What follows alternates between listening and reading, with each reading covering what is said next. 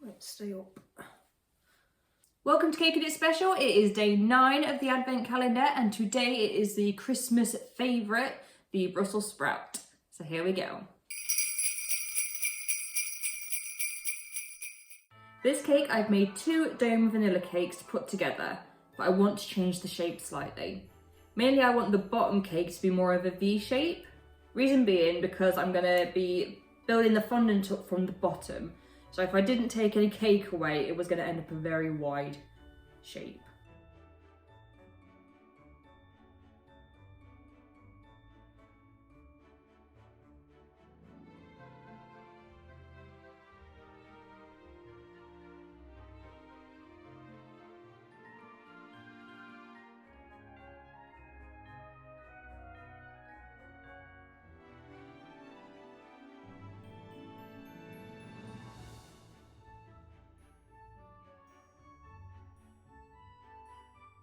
So once I'm happy with the shape, I can fill the cake with vanilla buttercream and then cover the whole surface of the cake with a crumb coat.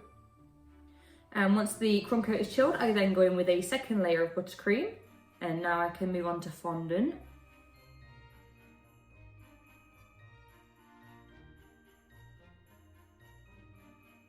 I've got a light green shade of fondant, and I'm going to start by rolling out a thin sheet. Then I'm going to cut a rough circle and place it straight on top of the cake. I'm going to build the sprout up in the same way that you would a sugar rose, but much less precise. So I'm going to roll some fondant really thin and cut it into a rough leaf shape.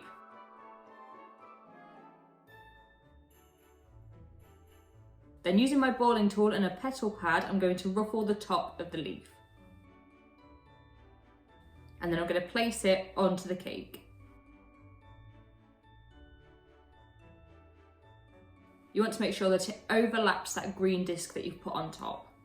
Then I'm going to make 3 more in the same way and add them one at a time, making sure to slightly overlap the previous one.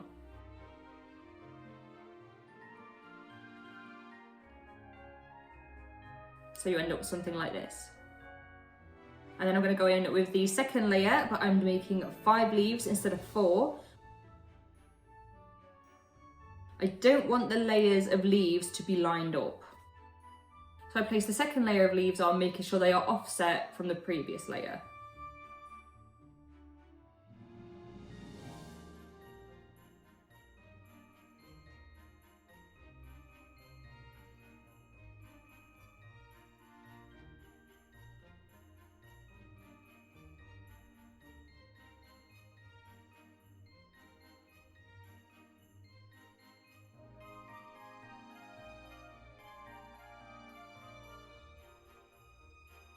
So it looks like this.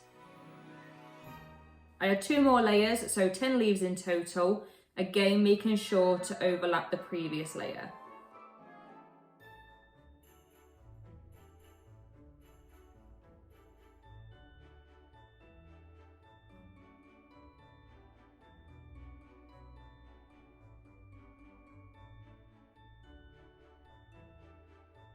For anybody wondering what the odd thing is at the end of my counter in all my Christmassy videos, it is this guy, Edward, who was my entry into Cake International this year.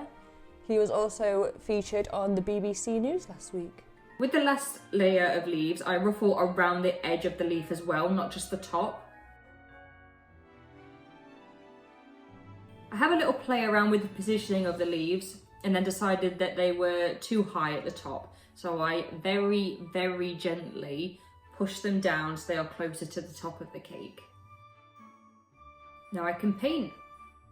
I've got some different green rainbow dusts to hand and some dipping solution, and I'm going to make a light green paint for the base. And I'm going to paint the entire surface of the cake.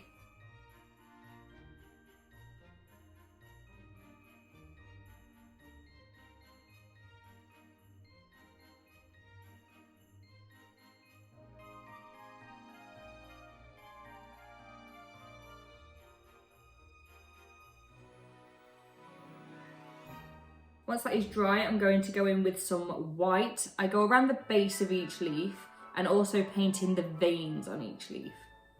I also add some white to the edges of the leaves as well, just to give it a bit more depth.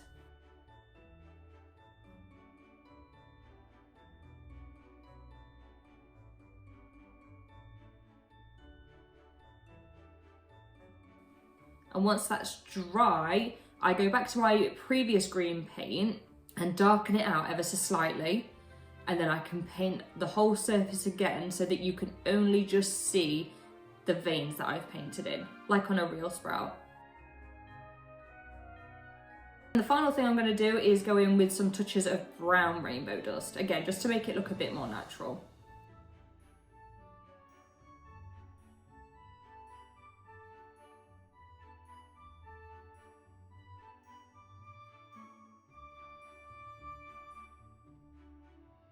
And there it is.